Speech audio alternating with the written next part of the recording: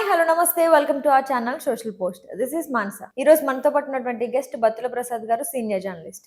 నమస్తే సార్. నమస్తే మానస. సార్, ఇప్పుడు జాట్ సినిమా గురించి చాలా వార్తలు వినిపిస్తున్నాయి. మన తెలుగు వాళ్ళు నిర్మిస్తున్నారు, దాని ప్రొడ్యూసర్స్ కూడా మన తెలుగు వాళ్ళే అని చెప్పి దాని గురించి చెప్పండి సార్ కొంచెం. తెలుగు వాళ్ళు హిందీలో నిర్మించడం అనేది కొత్త కాదు, ఇది ఎప్పటి నుంచో ఉంది. ఇప్పుడు మన తెలుగు వాళ్ళు సినిమా తీయాలనుకుంటే ఇప్పుడు కలకత్తాలో ఉండేది సినిమా అండి. కలకత్తాకి వెళ్ళి తెంచి డబ్బులు తీసుకొని పోయి అక్కడ పెట్టి తీసేవాళ్ళు. అంటే నేను ఇప్పుడు ఎప్పుడు చెప్తున్నా, మూకీ సినిమాల నుంచి చెప్తున్నా. నాటకము, దాని తర్వాత సినిమా తీయాలనే ఔత్సాహికులు డబ్బులుండి మేము కూడా సినిమా, ఇది కొత్త ప్రక్రియ కదా, నాటకం తర్వాత కొత్త ప్రక్రియ కదా అని వెళ్ళి ఇక్కడి నుంచి డబ్బులు పట్టుకొని పోయి ఇక్కడి నుంచి నటీనటులు తీసుకుపోయి అక్కడ మూకీ సినిమాలు తీశారు, తర్వాత టాకీ సినిమాలు తీశారు.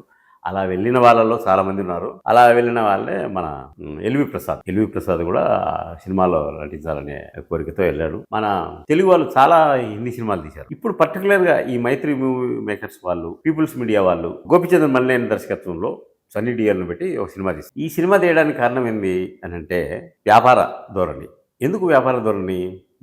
మన సినిమాలు అంతర్జాతీయ స్థాయికి వెళ్ళాయి. తెలుగు సినిమా అంటే ఒక పరిధి మాత్రమే ఉండేది. ఇప్పుడు బాహుబలి కానీ, RRR కానీ, పుష్ప2 పాన్ ఇండియా సినిమాలు కాబట్టి తెలుగులో అంటే ప్రపంచవ్యాప్తంగా తెలుగు కథలు, తెలుగు దర్శకుల ప్రతిభ, తెలుగు టెక్నీషియన్స్ ప్రతిభ విస్తరించింది. కాబట్టి సరే మనం కూడా ఒక ప్రయత్నం చేద్దామని వీళ్ళు సన్నీ డియోల్ని పెట్టి ఒక హిందీ సినిమా డైరెక్ట్ తీస్తున్నారు. మన తెలుగు దర్శకుడు, తెలుగు నిర్మాతలు ఒక హిందీ హీరోతో సినిమా తీయడం అనేది శుభపరిణామం, చాలా గొప్ప విషయం కూడా. ఎందుకంటే మనం ఇక్కడికే మనం గిరిగీసుకోలేము. ఇప్పుడు కన్నడ పరిశ్రమ ఉంది, వాళ్ళంతా అంతవరకు రానియారు, వేరే వాళ్ళు రానియారు. పొరపాటున ఏదైనా సినిమా హిట్ అయిందంటే దాన్ని రీమేక్ రైట్స్ కొనుక్కొని మన తెలుగులోనో తమిళ్లోనో తీస్తారు. మలయాళ సినిమా కూడా అంతే. కానీ వీటన్నింటి ఒకప్పుడు తెలుగు సినిమా మీద ఏముండేది, వీళ్ళంతా కాపీ కొడతారు. బాహుబలి ఇవన్నీ కాపీ సినిమాలే అయినా కూడా అంతర్జాతీయ స్థాయిలో మనం పాన్ ఇండియాకి వెళ్ళిపోయాం. కాబట్టి తెలుగు నిర్మాతలు, ఒక తెలుగు దర్శకుడు, ఇది పాన్ ఇండియా అని అనుకోవచ్చు. అక్కడ హిట్ అయిందనుకో మళ్ళీ మనకు కూడా అదే రిలీజ్ అవుతాయి కదా, డబ్ చేసి ఈ సినిమాకి సంబంధించిన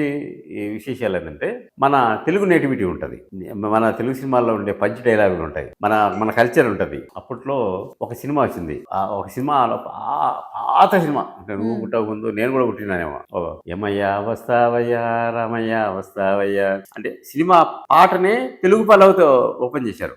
సూపర్ డూపర్ మేరే దిల్ తిరిగి దియా అనే ఒక పాట అద్భుతమైన. ఆ కాలం వాళ్ళకు ఈ కాలం వాళ్ళకు అంటే 60-70 ఏళ్ళు అయినా కూడా ఆ సినిమా పాట అందబోదు. ఆ పాట ఎట్లా, ఆ సంగీత దర్శకుడు మన వాడు ఎవడో పనిచేసేవాడు, తెలుగువాడు. అరే పాట ఇట్లా ఓపెన్ చేస్తే బాగుంటుంది అన్నప్పుడు ఏమయ్యా వస్తావయ్యా రామయ్య వస్తావయ్యా అని అసలు అప్పటికిప్పటికి సూపర్ డూపర్ హిట్ సాంగ్. అంటే మన తెలుగు వాళ్ళకు మంచి ప్రతిభ ఉంది. ఇది దేశవ్యాప్తంగా వ్యాప్తి చెందడము శుభపరిణామం.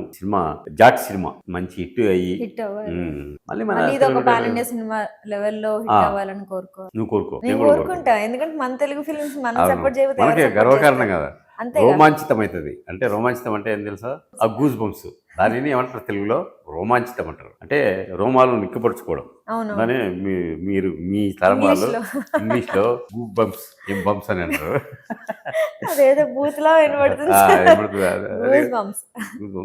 రోమాంచితం అని మా తరం వాళ్ళు రోమాంచితమయ్యేది అని రాసేవాళ్ళు. అంటే చేతుల మీద ఉన్న వెంట్రుకలు దానికి అవే స్పందించడం అనేది రోమాంచం. ఈ సినిమా కూడా అట్లా మన తెలుగు వాళ్ళ ప్రతిభను తెప్పించేలా ఉండాలని ఉండాలని కోరుకుంటున్నాను.